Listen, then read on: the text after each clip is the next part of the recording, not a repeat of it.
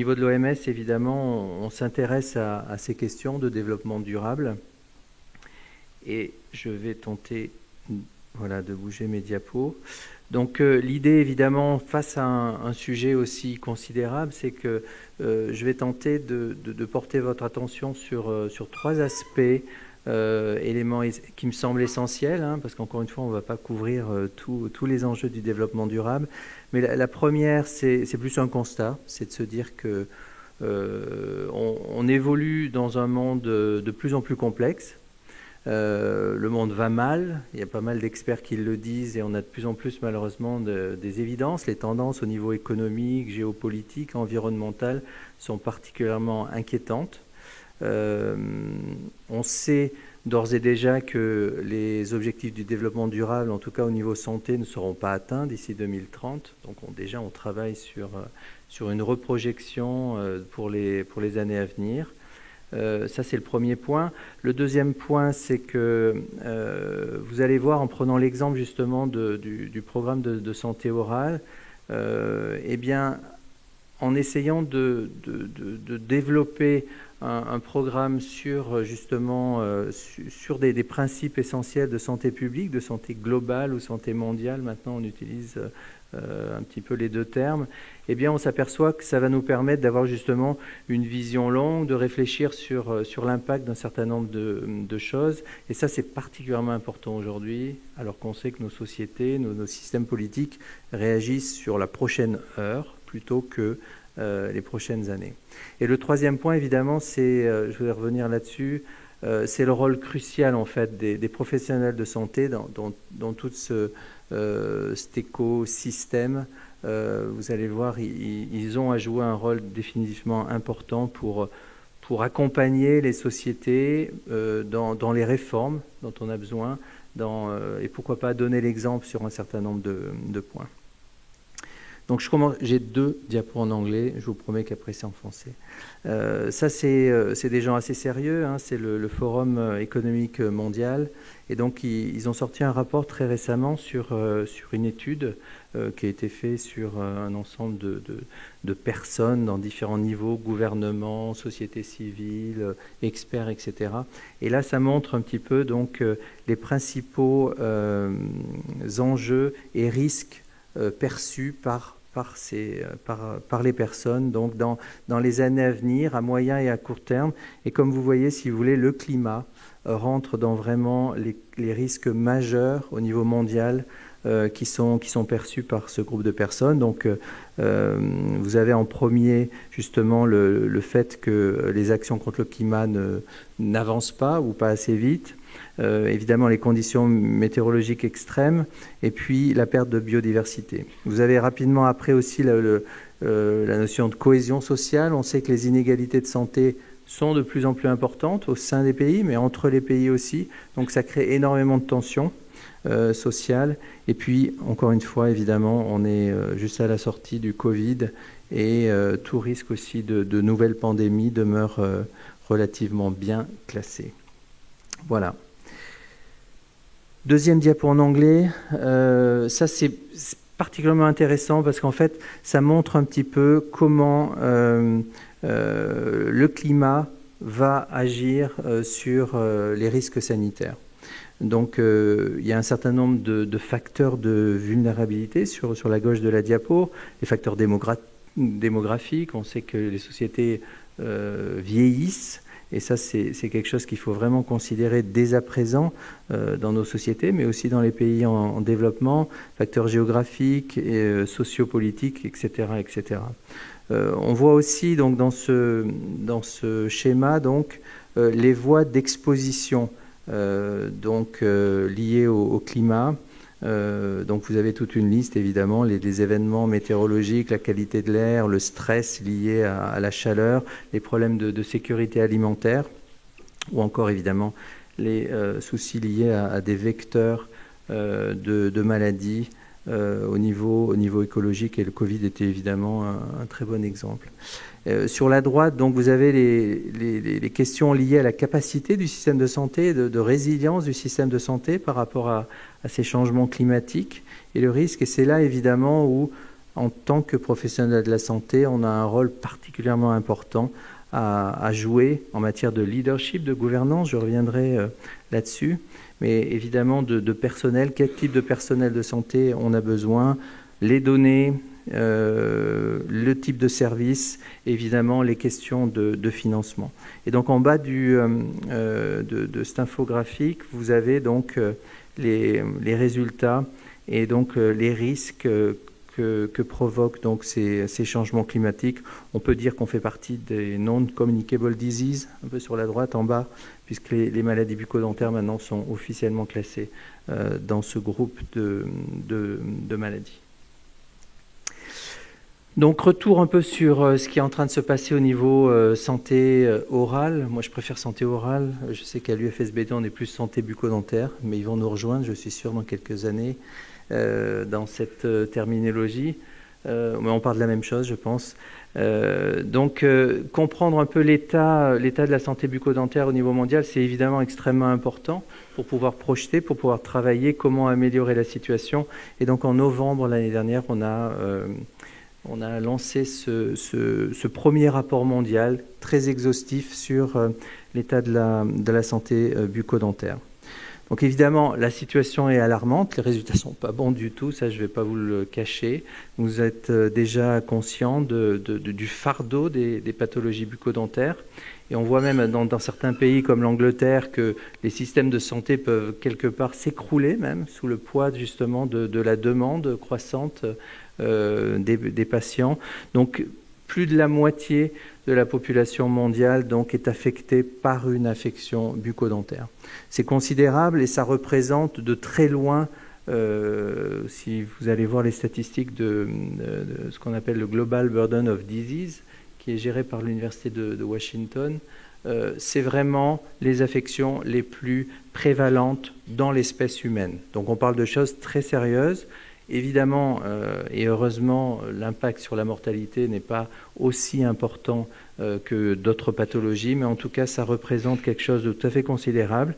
Donc, plus de 3 personnes sont infectées sur 4 qui vivent dans des pays à revenus faibles ou intermédiaires. Et donc, évidemment, les conclusions du rapport, c'est que la situation nécessite des actions urgentes, des réformes urgentes. Et ça tombe bien parce que l'OMS est là pour travailler avec les États membres, les pays, pour proposer des voies, en tout cas, pour améliorer cette situation. Donc évidemment, ça a fait un peu le buzz, le rapport qu'on a lancé en novembre l'année dernière, et c'était très bien, parce que c'était un peu fait pour aussi quand même. Je vais juste remarquer deux choses qui sont assez spécifiques aux affections bucco-dentaires. La première, c'est qu'elles sont présentes tout au long de la vie, vous voyez. Donc il y a différents, on va dire, lignes. Une bleue qui est donc les caries dentaires chez les enfants. Il y a une ligne marron, j'espère que c'est le même, orangé, qui sont les caries sur les dents permanentes. Vous avez les maladies parodontales en violet. Et puis le problème d'édentulisme. Excusez-moi en français, je ne sais plus mon français, mais de perte de dents en vert. Et donc c'est extrêmement important parce que souvent, quand on travaille sur des pathologies particulières, eh bien, ça va toucher un groupe de personnes. Mais là, on est vraiment sur des affections qui touchent les gens tout au long de la vie, de la naissance, on va dire, quasiment, jusqu'à, évidemment, un âge avancé. Et ça, c'est important pour projeter, pour travailler sur qu'est-ce qu'on doit faire en fonction, justement, de ces différents groupes d'âge. La deuxième chose qui est très connue, et c'est aussi un facteur qui est intéressant, on doit travailler beaucoup plus là-dessus, c'est l'intégration des programmes de prévention avec les autres maladies non transmissibles. On sait que l'alimentation, le tabac, l'alcool sont des facteurs de risque partagés avec d'autres pathologies. Donc travaillons ensemble et en général c'est plus efficace. Dans ce rapport mondial, donc, aussi pour la première fois, donc, on a développé ce qu'on appelle des profils pays pour chaque pays. 194 pays sont États membres de l'OMS. Et donc, là, je vous ai mis évidemment la France. Vous voyez que donc, il y a le fardeau des maladies, mais il y a aussi un certain nombre de facteurs de risque, d'impact économique, mais aussi de réponses nationales qui sont apportées parfois. Donc c'est un outil particulièrement intéressant parce qu'il va justement aider les pouvoirs publics et les professionnels à justement travailler sur comment améliorer la situation et comment faire en sorte que eh bien, toutes les cases qui sont importantes puissent être cochées. Juste quelques données, vu la bonne réception du rapport mondial, on a développé des rapports régionaux et un pour l'Europe, où on peut comparer justement les pays par région. Alors là, vous voyez que c'est prévalence estimée des caries permanentes dans les pays de la région OMS de l'Europe. Et vous voyez que la France est à peu près dans le peloton, pas de tête, mais en tout cas malheureusement assez bien placé, puisque on aurait à peu près jusqu'à 40% de personnes qui ont des caries au niveau des dents permanentes. Un deuxième graphe qui vous montre justement la comparaison entre les pays, et c'est toujours intéressant de savoir comment ça se passe chez les voisins. On voit que la France n'est pas trop mal placée. Là, c'est sur les caries des dents de lait chez les enfants âgés de 1 à 9 ans. On est quand même à une prévalence estimée de 28% des enfants qui sont affectés au moins par une carie dentaire sur leur dentition de lait. Alors, la bonne nouvelle, c'est que face à cette situation plutôt alarmante, encore une fois, eh bien, les États membres de l'OMS, donc, dont évidemment fait partie la France, et à mon avis, un des grands acteurs, eh bien, c'est à demander à l'OMS de travailler sur justement une réponse à cette situation. Donc, on a eu cette résolution historique, parce que ça faisait vraiment des décennies que ça n'avait pas été le cas, où les États membres nous disent « Ok, l'OMS, s'il vous plaît, il y a une situation alarmante, qu'est-ce qu'on doit faire ? Développer une stratégie mondiale, un plan d'action mondial, traduisez-le dans un plan d'action mondial avec des cibles à atteindre d'ici 2030. » Donc ça fait 3 ans qu'on travaille dessus. Et la bonne nouvelle, c'est que donc maintenant, on a cette année à l'Assemblée mondiale de la santé donc un plan d'action mondial pour la santé orale, donc 2023-2030, qui a été adopté. Et donc, on a 11 cibles mondiales à atteindre d'ici 2030. On a, à travers 6 objectifs stratégiques, je reviendrai dessus, 100 actions qui sont à mener par les États membres, par les gouvernements, par le ministère de la Santé, par l'OMS, mais aussi le secteur privé, les professionnels, la société civile, etc. etc. Donc c'est pas du tout ciblé sur les gouvernements uniquement, mais on sait évidemment que si on veut progresser, il faut qu'on travaille ensemble sur un certain nombre de questions. Il y a un cadre de suivi et de monitoring, et je vais revenir dessus. 2 cibles mondiales qui sont vraiment on va dire les cibles principales. D'ici à 2030, 80% de la population mondiale aura droit à des services essentiels de santé bucco-dentaire. C'est ambitieux, on ne se le cache pas, mais c'est en même temps, on espère que ça va motiver les troupes. Et la deuxième, c'est d'une réduction de 10% de la prévalence mondiale, encore une fois, des maladies bucco-dentaires combinées. Voilà. Et ensuite, donc, on a 9 autres objectifs aux cibles à atteindre et qui vont justement de gauche à droite sur de la gouvernance, de mettre en place une politique nationale de santé orale, de réduire l'utilisation du mercure dans les activités en général, promotion santé orale, je ne vais pas aller dans le détail, personnel de santé, c'est extrêmement important. On essaie vraiment de pousser les pays à avoir dans ce domaine-là une approche très innovante. On sait que tout ne peut pas reposer sur les dentistes, même si je sais qu'en France, les dentistes ont une responsabilité particulièrement importante, mais il y a d'autres schémas qui fonctionnent bien dans d'autres pays et qui pourraient, pour la France en tout cas aussi, contribuer à répondre à ces besoins qui sont encore une fois grandissants.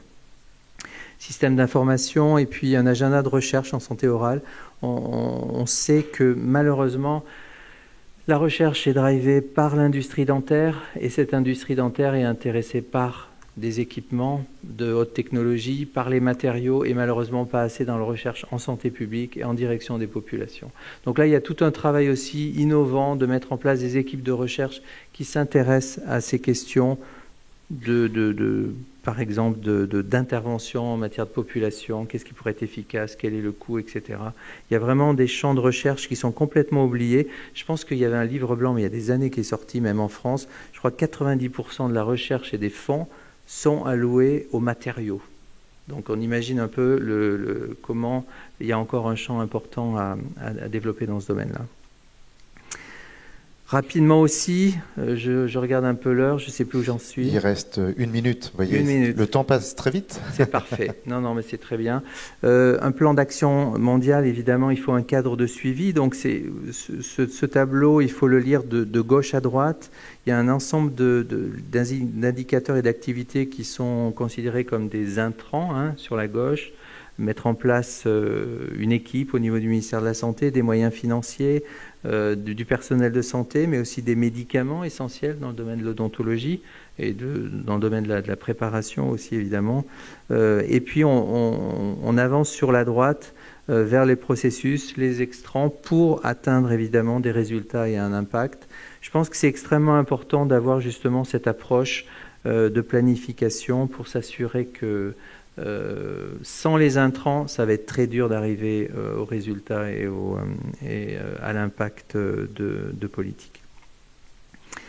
Je mets toujours un petit peu cette diapo parce qu'elle me semble tellement importante. Elle est très connue. C'est une échelle donc sur le coût efficacité des interventions en santé publique. En général, c'est valable pour la santé orale et bien d'autres domaines. Plus on est en bas de l'échelle et plus ça coûte cher et moins c'est efficace. Alors, le soin au fauteuil, l'éducation en santé au fauteuil sont des interventions qui, malheureusement, on sait, à l'échelle de la population, encore une fois, dans une perspective de santé publique, qui sont chères et qui sont peu efficaces. Donc, plus on monte, évidemment, et plus ce qu'on appelle les upstream interventions, donc les interventions en amont, qui peuvent être des initiatives politiques, de la législation, de la régulation, mais aussi travailler à l'échelle de certaines communautés, plus à l'échelle de la population, eh bien on sait que ça pourra avoir un impact, parfois pas à court terme évidemment, mais très très importante pour les résultats de santé.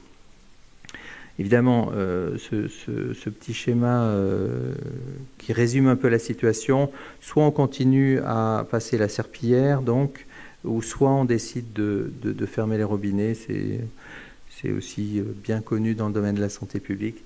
Et je crois qu'il y a encore beaucoup de pays qui préfèrent passer la serpillière. On se demande pourquoi, mais c'est malheureusement le cas. Voilà. Je finis quasiment par cette diapo. Comme vous savez, donc, il y a la COP28 dans quelques semaines à Dubaï.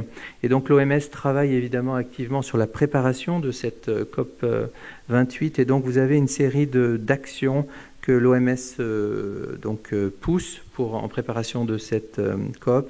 Et je pense que tous ces éléments-là, que ce soit évidemment d'être plus actif dans la préservation de la nature, tirer parti de l'action climatique évidemment pour la santé, les alternatives d'émissions faibles de carbone, la promotion des systèmes alimentaires sains et durables, je pense qu'on va en discuter plus tard, de réimaginer les environnements urbains, transport, mobilité, et évidemment mettre fin au financement de la pollution. Toutes ces questions-là peuvent être aussi mise, si vous voulez, dans les services de santé bucco-dentaire et d'imaginer donc la contribution des professionnels de la santé. Juste pour... je ne sais pas d'où vient en fait cette enquête, mais il semblerait... Ça ne vous surprend peut-être pas que mobiliser les foyers de la santé en faveur de l'action climatique, évidemment, ça peut être extrêmement efficace si c'est les professionnels de la santé aussi qui évoquent et qui défendent la cause auprès des sociétés. Donc je pense que c'est vraiment un appel aussi de toute la profession de santé et des dentistes en particulier pour jouer ce rôle d'avocat, pour montrer la voie, montrer l'exemple à travers leurs pratiques quotidiennes, mais aussi dans leur vie de tous les jours en tant que personnes actives et avocats dans le monde d'aujourd'hui.